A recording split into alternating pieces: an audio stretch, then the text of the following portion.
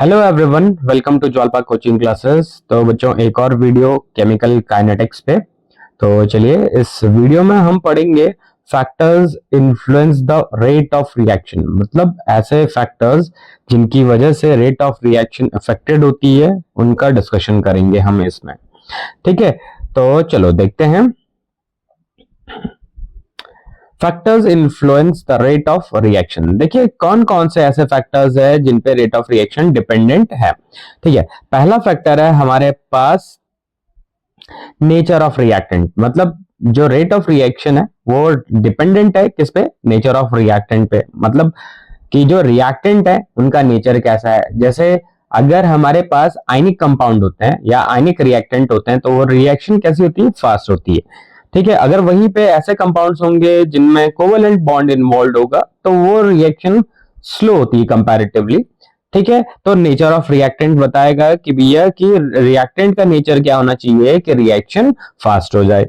ठीक है, अगला जो हमारा है फैक्टर वो है concentration of reactant. Concentration of reactant मतलब जो रिएक्टेंट हम यूज कर रहे हैं रिएक्शन के लिए उसका कंसंट्रेशन कितना है। ठीक है, अच्छा, अगला जो हम फैक्टर जिसका डिस्कशन करेंगे वो है टेम्परेचर। ठीक है, तो टेम्परेचर भी एक फैक्टर है जिसपे रेट ऑफ रिएक्शन डिपेंडेंट होते हैं। ठीक है, ये हम फर्दर क्लासेस में देखते जाएंगे इसके बारे में। और एक और फैक्टर है कैटलिस्ट।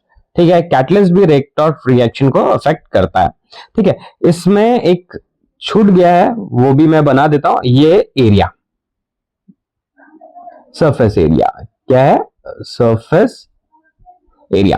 ठीक है, तो सरफेस एरिया भी क्या है? रेट ऑफ रिएक्शन को सरफेस एरिया भी इफेक्ट करता है। ठीक है, तो फर्दर जो हम आगे जो पढ़ेंगे आगे की जो क्लासेस में तो इन सभी टर्म्स का डिस्कशन करेंगे, इन सभी फैक्टर्स का हम डिस्कशन करेंगे। ठीक है, तो चले अभी आगे देखते हैं nature of reactant. Nature of reactant के बारे में जैसे मैं आपको समझा चुका हूं कि रेट ऑफ रिएक्शन डिपेंड करती है रिएक्टेंट के नेचर पे। जैसे rate of reaction of ionic reactant is more faster than covalent reactant. अभी समझाया था मैंने आपको कि आयनिक रिएक्टेंट मतलब ऐसे कंपाउंड जो जिसमें रिएक्टेंट अगर आयनिक है वो फास्ट होता है किसके कंपैरिजन में? कोवेलेंट रिएक्टेंट के कंपैरिजन में। क्यों? क्योंकि कोवेलेंट कंपाउंड्स में क्या होता है? पहले बॉन्ड डिसोशिएट होता है, पुराने बॉन्ड डिसोशिएट होते हैं और नए बॉन्ड फॉर्म होते हैं। इस वजह से कोवेलेंट रिएक्टेंट स्लोली रिएक्ट करते हैं। वहीं पे आयनिक रिएक्टेंट फास्ट क्यों रिएक्ट करते हैं? क्योंकि वहां पे इलेक्ट्रोस्टैटिक फोर्स लग रहा होता है। इलेक्ट्रोस्टैटिक फोर्स की वजह से वहां पे रिएक्शन थोड़ा फास्ट हो जाता है। ठीक है, तो आयनिक रिएक्टेंट फास्टर होते हैं। ठीक है, जैसे हमारे पास ये एक रिएक्शन गिवन है AgNO3 plus NaCl gives AgCl plus NaNO3। ये रिएक्शन कैसी है? फास्टर है। ये रिएक्शन क्यों है? ये रिएक्शन क्योंकि ये AgNO3 और NaCl ये कैसे रिएक्टेंट है बेटे? ये है आयनिक रिएक्टेंट्स। कैसे हैं ये? आयनिक रिएक्टेंट्स हैं। ठीक है, एक और रिएक्शन देखते हैं CH3COO C2H5 plus H2O gives CH3COOH और C2H5OH। ये रिएक्शन स्लो है। क्यों? क्योंकि हमारे पास जो ये यहाँ पे ये जो रिएक्टेंट है, ये जो दोनों रिएक्टेंट है ये कैसे हैं बेटे? ये हैं कोवेलेंट रिएक्टेंट। तो कोवेलेंट रिएक्टेंट बेसिकली स्लो क्यों होती है? क्योंकि वहां पे रिएक्टेंट पहले डिसोशिएट होते हैं, मतलब इनके बॉन्ड्स डिसोशिएट होते हैं और नए बॉन्ड बन रहे होते हैं। इस वजह से ये जो कोवेलेंट रिएक्टेंट है या फिर ऐसी रिएक्शन जिसमें कोवेलेंट बॉन्ड्स इन्वॉल्व है वो स्लो होती है। ठीक है, अगला है dependence of reaction rate on concentration. मतलब कंसंट्रेशन पे जो रेट ऑफ रिएक्शन है वो किस तरीके से डिपेंडेंट है ये हम आगे इसमें पढ़ने वाले हैं। ठीक है, तो इसको हम दो चीजों के अंतर्गत पढ़ेंगे, दो चीजों के अंदर पढ़ेंगे। एक हम पढ़ेंगे लॉ ऑफ मास एक्शन के हिसाब से, दूसरा हम पढ़ेंगे रेट लॉ या फिर रेट एक्सप्रेशन के हिसाब से। ठीक है, तो देखिए जो रेट ऑफ रिएक्शन है वो कंसंट्रेशन पे डिपेंडेंट है। ये हम दो चीजों में पढ़ेंगे, एक लॉ ऑफ मास एक्शन और दूसरा रेट लॉ और या फिर रेट एक्सप्रेशन में। तो अगला है law of mass action. Law of mass action क्या है? जैसे हमारे पास एक रिएक्शन गिवन है AA plus BB gives CC plus DD। अगर मैं यहाँ पे मैथमेटिकली अगर इसका रेट ऑफ रिएक्शन लिखूं तो क्या लिखेंगे हम? A की पावर इसका स्टोइकियोमेट्रिक कोफिशिएंट और B की पावर इसका स्टोइकियोमेट्रिक कोफिशिएंट। ठीक है, तो ये थोड़ा सा इसकी पोजीशन गलत हो गई है, ये यहाँ ना होके ये यहाँ होगा, ये ठीक है। ये तो जो ये हमारे सामने जो ये जो एक्सप्रेशन आपको दिखाई दे रहा है, ये है लॉ ऑफ मास एक्शन। तो लॉ ऑफ मास एक्शन क्या कहता है कि the rate of reaction is directly proportional to the product of molar concentration of reactant raised to their respective stoichiometric coefficient. मतलब जो हमारे पास जो ये रिएक्शन गिवन है, इसके आगे जो कोफिशिएंट है इन्हें बोला जाता है स्टोकियोमेट्रिक कोफिशिएंट। अगर हमें rate law law of mass action लिखना है, तो जो रेट ऑफ रिएक्शन होगा वो क्या होगा, कंसेंट्रेशन ऑफ ए की पावर ए और कंसेंट्रेशन ऑफ बी की पावर बी। ठीक है, तो जो लॉ ऑफ मास एक्शन है इसको हम सिंपली इक्वेशन को देख के लिख सकते हैं। इक्वेशन हमने देखी और इक्वेशन को देख के हमने सिंपली लिख दिया। ये तो ये लॉ ऑफ मास एक्शन है ये बेटा। ठीक है, जो लॉ ऑफ मास एक्शन होता है बेटा, ये कैसा होता है, ये प्योरली थ्योरेटिकल होता है। कैसा होता है, थ्योरेटिकल। थ्योरेटिकल क्यों बोल रहे हैं, थ्योरेटिकल इसलिए बोलते हैं क्योंकि इसको हम डायरेक्टली इक्वेशन को देख सकते हैं, देख के लिख सकते हैं। मतलब जो हमारे पास जो इक्वेशन गिवन होगी हम उसके बेसिस पे डायरेक्टली लिख सकते हैं लॉ ऑफ मास एक्शन को, या फिर उसके एक्सप्रेशन को हम डायरेक्टली लिख सकते हैं। किसको, लॉ ऑफ मास एक्शन को। ठीक है, अगला है रेट लॉ और या फिर रेट एक्सप्रेशन। देखिए अभी हमने लॉ ऑफ मास एक्शन पढ़ा और ये सीखा कि भैया law of mass action theoretical होता है। थ्योरेटिकल का मतलब कि भैया हम इक्वेशन को देखेंगे और इक्वेशन को देख के तुरंत बता देंगे कि भैया इसका रेट ऑफ रिएक्शन क्या होगा। लेकिन रेट लॉ या फिर रेट एक्सप्रेशन क्या कहता है कि जो एक्चुअल रेट ऑफ रिएक्शन है ये थ्योरेटिकल नहीं होता है। ये कैसा होता है बेटा, ये एक्सपेरिमेंटल होता है। कैसा होता है, एक्सपेरिमेंटल होता है। मतलब इसको एक्सपेरिमेंट्स के बेसिस पे हम इसको डिराइव करते हैं या फिर लिखते हैं। लॉ ऑफ मास एक्शन को हम इक्वेशन को देख के लिख सकते हैं, लेकिन रेट लॉ को या फिर रेट एक्सप्रेशन को हम डायरेक्ट नहीं लिख सकते हैं। ये एक्सपेरिमेंटल होता है और एक्सपेरिमेंट के बेसिस पे लिखा जाता है। तो अगर मुझे रेट लॉ को लिखना होगा तो मुझे क्या चाहिए, मुझे कम से कम इसके कुछ एक्सपेरिमेंटल वैल्यूज चाहिए, कम से कम 3-4 एक्सपेरिमेंटल वैल्यूज चाहिए, तब जाके हम रेट लॉ को लिख सकते हैं। ठीक है, जैसे हमारे पास एक इक्वेशन गिवन है, ये A plus B B gives C C plus D D. ठीक है, अगर मैं इसके लिए रेट लॉ लिखूं तो रेट लॉ क्या आएगा, तो देखो हमने लिखा कंसेंट्रेशन ऑफ ए और कंसेंट्रेशन ऑफ बी। अब देखो यहाँ पे इनकी पावर्स हमने क्या लिख ली, अल्फा और बीटा। क्या लिखा है, अल्फा और बीटा। पहले वाले में हमने क्या लिखा था, लॉ ऑफ मास एक्शन में हमने क्या लिखा था, ए और बी लिखा था, और यहां पे हमने लिखा अल्फा और बीटा। अब जो ये अल्फा और बीटा है ये ए के बराबर, ए और बी के बराबर हो भी सकते हैं और ए और बी के बराबर नहीं भी हो सकते हैं, जरूरी नहीं है। तो अल्फा और बीटा को डिटरमाइन किया जाता है एक्सपेरिमेंटली, एक्सपेरिमेंट के बेसिस पे। जब हम क्वेश्चंस करेंगे तो ये वाली चीजें ज्यादा बेटर आपको समझ में आएंगी कि एक्सपेरिमेंटली हम कैसे डिराइव करते हैं या फिर कैसे डिटरमाइन करते हैं इसको। ठीक है, तो rate law is defined as an experimental determined equation that expresses the rate of chemical reaction in terms of molar concentration of reactant at any instant। तो रेट लॉ क्या बताता है बेटे, रेट लॉ बताता है रेट ऑफ रिएक्शन, मतलब किसी reaction का रेट बताता है किसके टर्म्स में, मोलर कंसेंट्रेशन के टर्म्स में। किसके कंसेंट्रेशन, रिएक्टेंट के कंसेंट्रेशन के टर्म्स में बताता है। किसी पर्टिकुलर अगर इंस्टेंट पे अगर हमें क्या चाहिए होगा, रेट लॉ चाहिए होगा या फिर रेट एक्सप्रेशन चाहिए होगा। ठीक है, तो चलिए एक एमसीक्यू देखते हैं। Which of the following is purely theoretical? मतलब इनमें से कौन सा प्योरली थ्योरेटिकल होता है।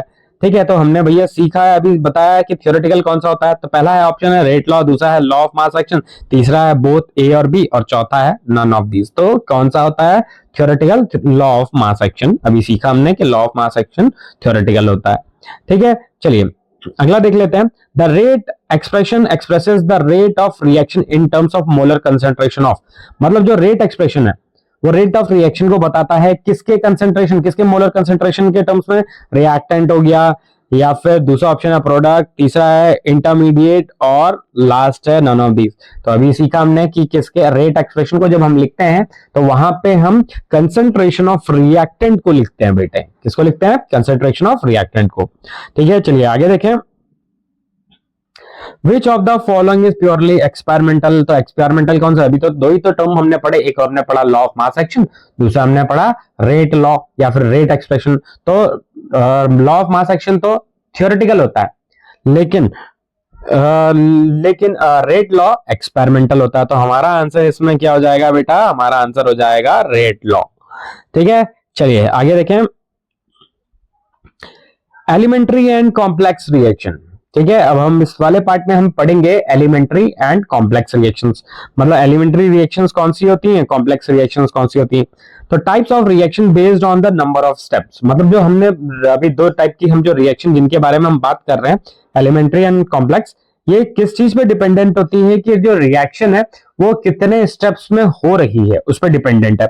अगर कहीं पे कोई रिएक्शन एक स्टेप में हो रही है तो उसे हम कहते हैं एलिमेंट्री रिएक्शन, और अगर एक से ज्यादा स्टेप्स में होती है तो उसे हम कहते हैं कॉम्प्लेक्स रिएक्शन। ठीक है, तो इनके बारे में हम डिस्कशन करेंगे।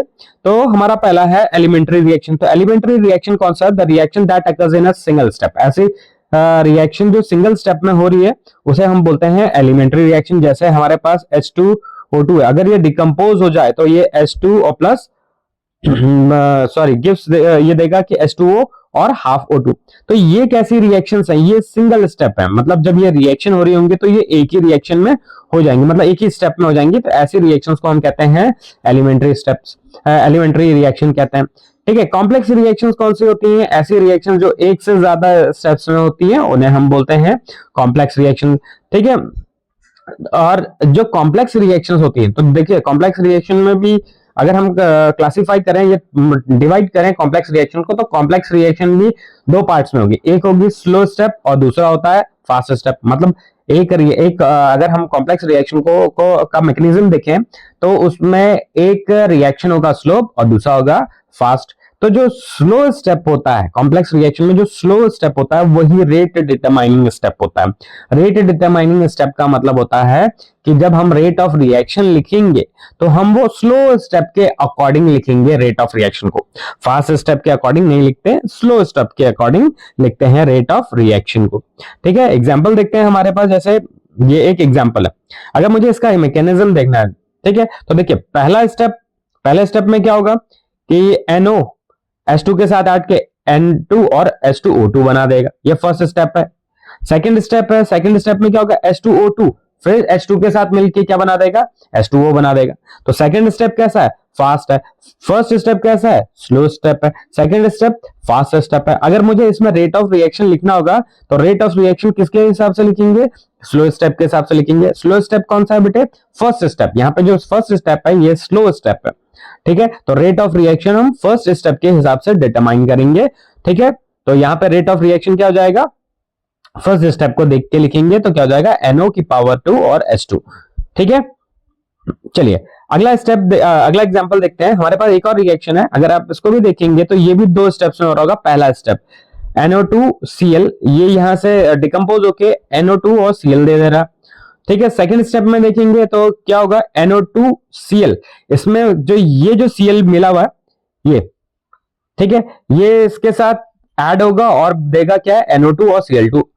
तो ये जो रिएक्शन हमारे पास थी ये दो स्टेप्स में थी, स्टेप 1 और स्टेप 2। ठीक है, अगर हम इन दोनों को कंबाइन करेंगे तो यही हमें जो रिएक्शन मिलती है वही मिलती है।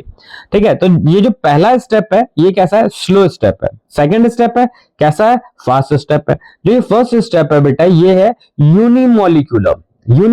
यूनि का मतलब होता है वन। ठीक है, मतलब यूनिमोलिकुलर कौन सा रिएक्शन होता है, ऐसा रिएक्शन जिसमें रिएक्टेंट सिर्फ एक होगा उसे बोलते हैं यूनिमोलिकुलर। ठीक है, सेकंड स्टेप अगर आप देखेंगे तो सेकंड स्टेप फास्ट है। अच्छा, सेकंड स्टेप बाइमोलिकुलर है। बाइमोलिकुलर का मतलब होता है कि जहां पे रिएक्टेंट आपके पास दो रिएक्टेंट होंगे।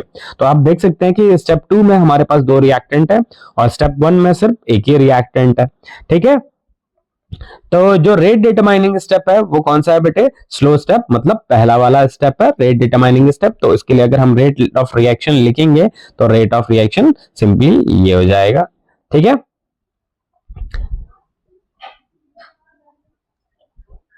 MCQ एक, a species formed as a product in one step is consumed in a subsequent step is called। मतलब एक रिएक्शन का जो प्रोडक्ट, मतलब अगर कहीं पे कॉम्प्लेक्स रिएक्शन हो रही है और फर्स्ट स्टेप हुआ उसके बाद सेकंड स्टेप हुआ, तो क्या रहे कि जो फर्स्ट स्टेप का प्रोडक्ट है, देखो, a species formed as a product in one step is consumed in a subsequent step, मतलब एक स्टेप का जो प्रोडक्ट है वो सेकंड स्टेप का क्या बन जाए, रिएक्टेंट बन जाए, तो उसको क्या बोलते हैं, उसको हम बोलते हैं बेटे इंटरमीडिएट। क्या कहते हैं, इंटरमीडिएट। मतलब रिएक्शन के टाइम पे जो बीच में जो बन रहा होता है, जब पूरी रिएक्शन हो रही होती है तो पूरी रिएक्शन के बीच में जो बन रहा होता है उसे हम कहते हैं बच्चों, क्या, इंटरमीडिएट कहते हैं। ठीक है, चलिए अगला देख लेते हैं। The slow step of a reaction mechanism is also called as, मतलब जो रिएक्शन का जो स्लो स्टेप है उसे क्या बोलते हैं, complex step, rate determining step, या फिर बोथ। तो भैया हमने अभी सीखा कि रेट डिटरमाइनिंग स्टेप, जो स्लो स्टेप होता है वो रेट डिटरमाइनिंग स्टेप होता है, तो इसका आंसर क्या जाएगा, आंसर बी। ठीक है, चलिए आगे देखते हैं।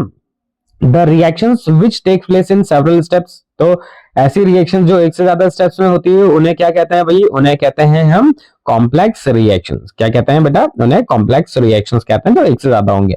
और ध्यान रखना कि जो एक ही स्टेप में होता है उसे एलिमेंट्री रिएक्शन कहते हैं। ठीक है, अगला है the step wise description of a reaction is called, मतलब अगर हम कोई रिएक्शन को एक से ज्यादा स्टेप में कर रहे हैं, ठीक है, तो जो स्टेप वाइज जब हम उसी रिएक्शन में जब हम स्टेप वाइज लिखते हैं तो जो स्टेप वाइज डिस्क्रिप्शन होता है उसको बोला जाता है क्या, रिएक्शन मैकेनिज्म। क्या बोला जाता है उसको, रिएक्शन मैकेनिज्म बोला जाता है। ठीक है, चलिए अगला है ऑर्डर ऑफ रिएक्शन। बहुत इंपॉर्टेंट टॉपिक है order of reaction. Order of reaction होता क्या है, देखिए, the sum of powers of concentration of reactant in the rate law expression is called order of the chemical reaction. कहने का मतलब, जैसे हमारे पास अगर एक रिएक्शन है, ये गिवन है, ठीक है, तो अगर मैं इसके लिए रेट लॉ लिखूंगा तो रेट लॉ क्या हो जाएगा, ए की पावर ए, बी की पावर बी। अब जैसे यहाँ पे हमने एक्स और वाई लिखे थे इनके स्टोइकियोमेट्रिक कोफिशिएंट, तो देखो यहाँ पे हमने एक्स और वाई, इनके जो पावर्स है एक्स और वाई ना लिख के क्या लिखी हुई है, यहाँ पे ए और बी लिखी हुई है। ठीक है, तो ये जो ए और बी, जो ये ए और बी है, यहाँ पे जो इनकी जो पावर्स है इनका जो सम होगा, ए और बी का जो सम होगा उसको हमने कह दिया एन। जो ये एन है यही कहलाता है ऑर्डर ऑफ रिएक्शन। क्या कहलाता है बेटे, order of reaction.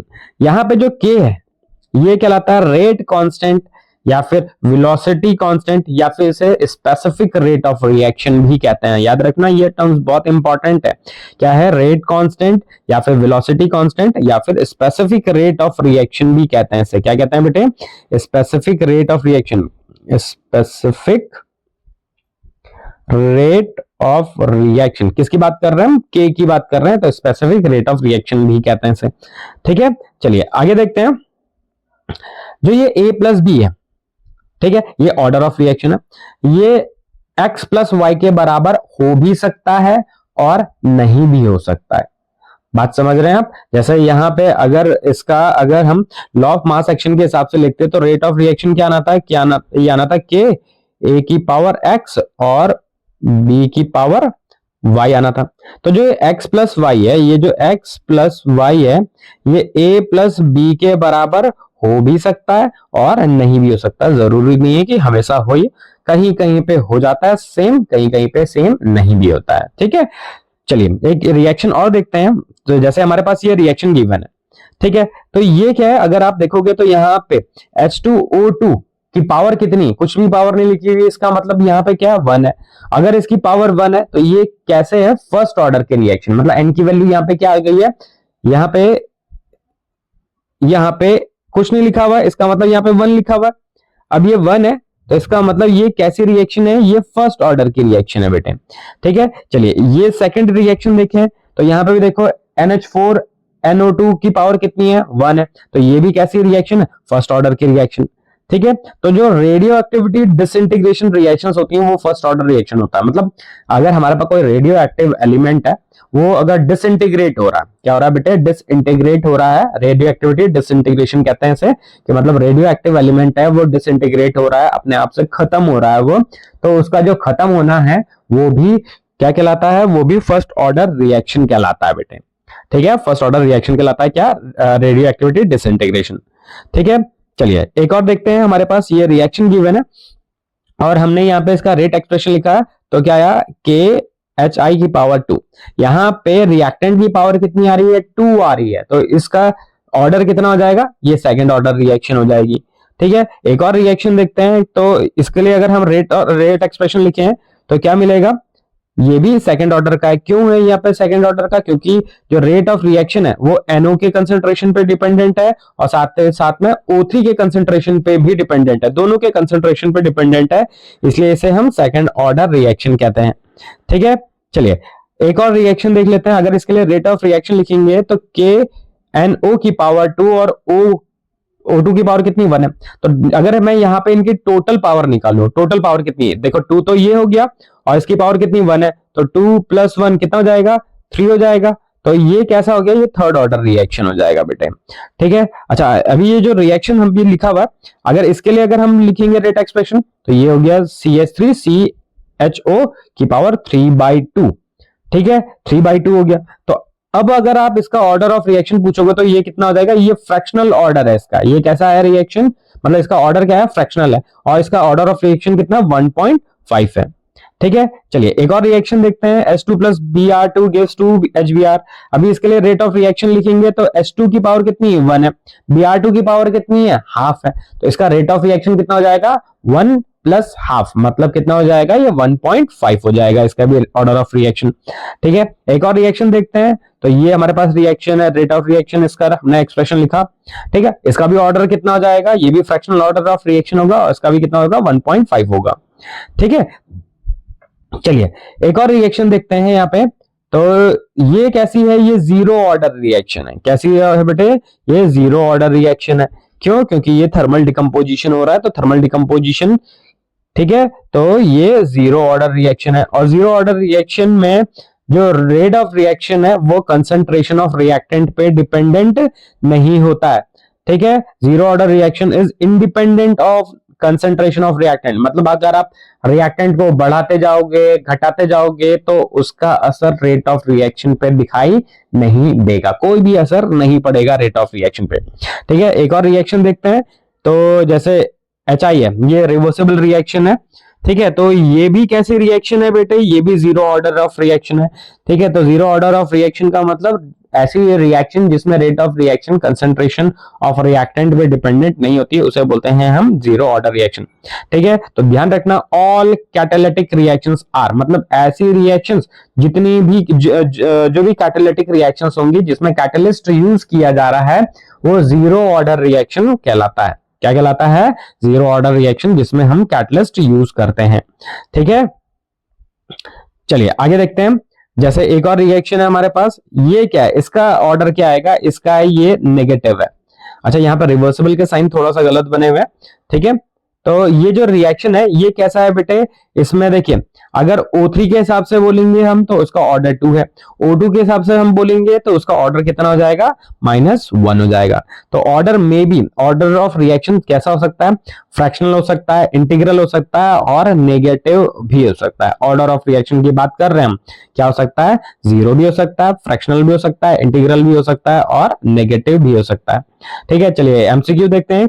Which of the following can be the value of order of reaction, तो कौन कौन से हो सकता है, -1 हो सकता है, 0 हो सकता है, 3.2, ऑल ऑफ दीज। ठीक है, तो सारे के सारे हो सकते हैं ऑर्डर ऑफ रिएक्शन। ठीक है, क्या नेगेटिव भी हो सकता है, जीरो भी हो सकता है, फ्रैक्शनल भी हो सकता है, तो सारे के सारे हो सकते हैं ऑर्डर ऑफ रिएक्शन। ठीक है, तो अगला है हमारे पास एक रिएक्शन है तो इसका ऑर्डर पूछा है। तो देखो कंसंट्रेशन H2O2 की पावर कितना गिवन है, यहाँ पे सिर्फ 1 गिवन है ना, कुछ नहीं लिखा हुआ, इसका मतलब 1 है यहाँ पे। तो इसका ऑर्डर ऑफ रिएक्शन कितना हो जाएगा, इसका ऑर्डर ऑफ रिएक्शन हो जाएगा 1। ठीक है, अगला देखते हैं। एक रिएक्शन है जिसका ऑर्डर 3 है, तो इसका मतलब ये थर्ड ऑर्डर की रिएक्शन हो जाएगी। ठीक है, थर्ड ऑर्डर रिएक्शन हो जाएगी, तो ऑप्शन सी हो जाएगा।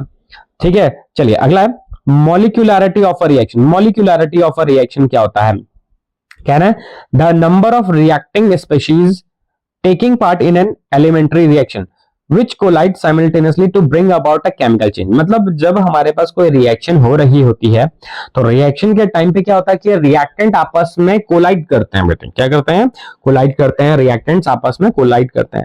ठीक है, तो एक टाइम पे कितने रिएक्टेंट्स आपस में कोलाइड कर रहे हैं वो कहलाता है उसकी मॉलिक्यूलैरिटी। क्या कहलाता है, मॉलिक्यूलैरिटी। अब जैसे हमारे पास एक रिएक्शन गिवन है, ठीक है, तो अगर मैं यहाँ पे इस पे लॉ ऑफ मास एक्शन लगाऊं तो लॉ ऑफ मास एक्शन क्या आएगा, N2 की पावर 1 S2 की पावर 3। ठीक है, तो यहाँ पे N2 कितने 1 है, S2 कितने 3 है। तो अगर मैं इसकी मोलैरिटी अगर मॉलिक्यूलैरिटी निकालो तो मॉलिक्यूलैरिटी कितनी आएगी इसकी 4। क्यों? क्योंकि एक जब ये रिएक्शन हो रहा होगा तो कितने टोटल कितने रिएक्टेंट टोटल, तो एक N2 है और 3 H2 है, तो इनकी मॉलिक्यूलरिटी कितनी हो जाएगी? 4 हो जाएगी। उसी तरीके से अगर इस वाले रिएक्शन को देखेंगे तो इसमें सिर्फ एक क्या है, एक रिएक्टेंट है, इसलिए ये यूनिमॉलिक्यूलर हो गया। ठीक है, ये जो सेकंड रिएक्शन लिखा है ये भी यूनिमॉलिक्यूलर है, क्यों? क्योंकि इसमें एक ही रिएक्टेंट है, देखो NH4NO2। ठीक है, चलिए अगला देखेंगे तो अगर 2HI लिखा हुआ है तो यहाँ पे इसकी मॉलिक्यूलरिटी पूछी जाएगी, तो इसकी मॉलिक्यूलरिटी कितनी होगी? 2। ठीक है, जो सेकंड रिएक्शन है यहाँ पे भी अगर आप रिएक्टेंट देखो तो रिएक्टेंट कितने हैं? 2 है, एक NO है, दूसरा है NO, दूसरा है O3।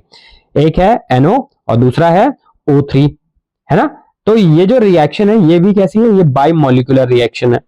ठीक है, अच्छा जो ये तीसरी रिएक्शन है इसकी मॉलिक्यूलरिटी देखो, NO कितने? 2 है, O2 कितने? 1 है, तो टोटल कितने रिएक्टेंट्स रिएक्ट कर रहे हैं? यहाँ पे 3 रिएक्ट कर रहे हैं, तो ये ट्राई मॉलिक्यूलर हो जाएगा। क्यों? क्योंकि इसकी मॉलिक्यूलरिटी कितनी होगी? 3, क्योंकि इसमें 3 रिएक्टेंट रिएक्ट कर रहे हैं। ठीक है, चलिए आगे, कैन मॉलिक्यूलरिटी भी 0? नहीं, मॉलिक्यूलरिटी 0 नहीं हो सकती भाई। क्यों नहीं हो सकती? क्योंकि जब रिएक्शन होगा तो रिएक्टेंट को तो क्या करना पड़ेगा? होना चाहिए। अगर मॉलिक्यूलरिटी 0 हो जाएगी तो इसका मतलब है कि रिएक्टेंट है ही नहीं हमारे पास। क्या? रिएक्टेंट का एक भी मोल नहीं है, कुछ भी नहीं है हमारे पास रिएक्टेंट, तो मॉलिक्यूलरिटी 0 नहीं हो सकती। कैन मॉलिक्यूलरिटी भी नेगेटिव और -2? नहीं भैया, मॉलिक्यूलरिटी पॉजिटिव वैल्यू होती है तो मॉलिक्यूलरिटी नेगेटिव भी नहीं हो सकती है। ठीक है, चलिए अगला, कैन इट बी फ्रैक्शनल? नहीं, मॉलिक्यूलरिटी फ्रैक्शनल भी नहीं हो सकती। ठीक है, it is a theoretically obtained value, मतलब ये जो मॉलिक्यूलरिटी है ये कैसे होती है? थ्योरेटिकली ऑब्टेन्ड वैल्यू होती है, और इसको सिंपली हम रिएक्शन को देख के बता सकते हैं। जैसे हम ऑर्डर को रिएक्शन को देख के नहीं बता सकते, वहीं पे हम मॉलिक्यूलरिटी को रिएक्शन को देख के बता सकते हैं। ठीक है, चलिए कुछ एमसीक्यू देखते हैं। Which of the following can be the value of molecularity? तो नेगेटिव तो नहीं हो सकता, 0 भी नहीं होता, भी हाफ भी नहीं होता, फ्रैक्शनल भी नहीं होता, नन ऑफ दीज। तो इसका आंसर क्या जाएगा? None of these. तो इनमें से मॉलिक्यूलरिटी कुछ भी नहीं है। ठीक है, चलिए आगे देखते हैं।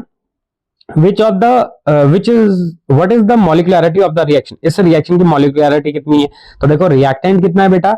रिएक्टेंट एक ही है, NH4NO2, सिर्फ एक ही रिएक्टेंट है, तो इसकी मॉलिक्यूलरिटी कितनी हो जाएगी बेटा? इसकी मॉलिक्यूलरिटी हो जाएगी 1। ठीक है, चलिए अगला देखते हैं। What is the molecularity of try molecular reaction? तो ट्राई मॉलिक्यूलर नाम से समझ में आ गया, ट्राई मतलब 3, इसकी मॉलिक्यूलरिटी है 3। ठीक है, तो इसका आंसर हो जाएगा हमारा 3 हो जाएगा। ठीक है, चलिए अगला देखते हैं। Difference between order and molecularity of a reaction, बहुत important topic. Difference between order and molecularity of a reaction, order और मॉलिक्यूलरिटी में डिफरेंस। ठीक है, बहुत सारे लोग इसमें कंफ्यूज हो जाते हैं कि मॉलिक्यूलरिटी क्या होता है, ऑर्डर क्या होता है, तो इसके बीच में हम डिफरेंस देखते हैं। ठीक है, तो एक तरफ ऑर्डर ऑफ रिएक्शन लिख लेते हैं, दूसरी साइड में हम लिख लेते हैं मॉलिक्यूलरिटी ऑफ द रिएक्शन। ठीक है, तो जो ऑर्डर होता है वो क्या होता है? The sum of power of concentration term involve in the rate equation, मतलब जो कंसंट्रेशन जो टर्म होता है, कंसंट्रेशन टर्म उनकी जो पावर होती है, कंसंट्रेशन टर्म की जो पावर होती है उनका जब हम सम करते हैं वो हमें देता है ऑर्डर ऑफ रिएक्शन। ठीक है, ये किसकी बात कर रहे हैं? यहाँ पे हम रेट इक्वेशन में बात कर रहे हैं। वहीं पे मॉलिक्यूलरिटी में भी क्या होता है कि sum of power of concentration terms, मतलब इसमें भी क्या होगा? Sum of power of concentration terms होता है, लेकिन ये किस में होता है? ये होता है लॉ ऑफ मास एक्शन में। ध्यान रखना, यहां पे हमने रेट इक्वेशन लिखा हुआ है और यहां पे लॉ ऑफ मास एक्शन लिखा हुआ है। ठीक है, तो लॉ ऑफ मास एक्शन को तो हम इक्वेशन देख के बता सकते हैं, लेकिन रेट लॉ को या रेट इक्वेशन को या रेट एक्सप्रेशन को हम इक्वेशन के हिसाब से नहीं बता सकते हैं। बात समझ में आ रही है? ठीक है, चलिए अगला पॉइंट देखते हैं। It is experimental value. ठीक है, ये कैसे होता है? ये एक्सपेरिमेंटल वैल्यू होती है, valid for elementary and complex reaction, मतलब जो ऑर्डर ऑफ रिएक्शन होता है ये एक्सपेरिमेंटल है, और ये एलिमेंट्री और experimental elementary and complex reaction दोनों के लिए होता है ऑर्डर ऑफ रिएक्शन। वहीं पे मॉलिक्यूलरिटी किसके लिए होता है बेटे? ये थ्योरेटिकल होता है। ठीक है, ये सिर्फ और सिर्फ हम एलिमेंट्री रिएक्शंस के लिए। तो एलिमेंट्री रिएक्शंस कौन सी होती हैं? एलिमेंट्री रिएक्शंस वो होती हैं जो एक ही स्टेप में हो रही होती हैं। कॉम्प्लेक्स रिएक्शंस कौन सी होती हैं? जो एक से ज्यादा स्टेप में हो रही होती हैं, उन्हें हम बोलते हैं कॉम्प्लेक्स रिएक्शन। ठीक है, तो ऑर्डर ऑफ रिएक्शंस क्या होता है बेटे? एक्सपेरिमेंटल होता है, और ये इसे हम एलिमेंट्री और कॉम्प्लेक्स रिएक्शन दोनों के लिए निकालते हैं। मॉलिक्युलैरिटी क्या होगा, मॉलिक्युलैरिटी थ्योरेटिकल होता है और ये हम सिर्फ एलिमेंट्री रिएक्शंस के लिए निकालते हैं। ठीक है, अगला है ऑर्डर के लिए, it may be zero fractional integral, मतलब ये जीरो भी हो सकता है, फ्रैक्शनल भी हो सकता है, इंटीग्रल भी हो सकता है, और ये कहीं कहीं पे नेगेटिव भी होता है। ठीक है, वहीं पे मॉलिक्युलैरिटी क्या होता है बेटे, मॉलिक्युलैरिटी जीरो नहीं हो सकता, फ्रैक्शनल भी नहीं हो सकता, और ये हमेशा पॉजिटिव वैल्यू ही होता है, पॉजिटिव इंटीग्रल वैल्यू होता है, फ्रैक्शनल भी नहीं होता। ठीक है, चलिए अगला पॉइंट देखते हैं। It depends on experimental conditions, ये एक्सपेरिमेंटल कंडीशंस पे डिपेंडेंट होता है। कौन, order of reaction, experimental conditions, मतलब जो जो कंडीशंस गिवन होंगी एक्सपेरिमेंट के लिए उन पर डिपेंडेंट होता है। वहीं पे मॉलिक्युलैरिटी इंडिपेंडेंट ऑफ एक्सपेरिमेंटल कंडीशंस, तो मॉलिक्युलैरिटी इंडिपेंडेंट होता है, मतलब एक्सपेरिमेंटल कंडीशंस पे डिपेंडेंट नहीं होता है। कौन, मॉलिक्युलैरिटी। नेक्स्ट है, it gives an idea about the rate of reaction, order क्या बताता है, रेट ऑफ रिएक्शन के बारे में बताता है। वहीं पे molecularity, it does not give any idea about rate of reaction, मतलब मॉलिक्युलैरिटी ये नहीं बताएगा कि रेट ऑफ रिएक्शन क्या होगा, फास्ट होगा, स्लो होगा, इसके बारे में नहीं बताता। वहीं पे ऑर्डर ऑफ रिएक्शन क्या बताता है, ऑर्डर ऑफ रिएक्शन बताता है कि जो रिएक्शन हो रही है वो फास्ट होगी, स्लो होगी, कैसी होगी, इसको बताता है। कौन, ऑर्डर ऑफ रिएक्शन, लेकिन मॉलिक्युलैरिटी नहीं बताता भाई इस चीज को। ठीक है, for a complex reaction the order is given by slow step, molecularity of a slow step is taken as the order of overall reaction, मतलब जो कॉम्प्लेक्स रिएक्शंस होती हैं उनका जो ऑर्डर ऑफ रिएक्शन होता है, उसका जो ऑर्डर होता है वो किससे निकाला जाता है, स्लो स्टेप से। स्लो स्टेप आपको बताया, अब ये स्लो स्टेप कैसा होता है, रेट डिटरमाइनिंग स्टेप होता है। स्लो स्टेप को हम रेट डिटरमाइनिंग स्टेप भी कहते हैं।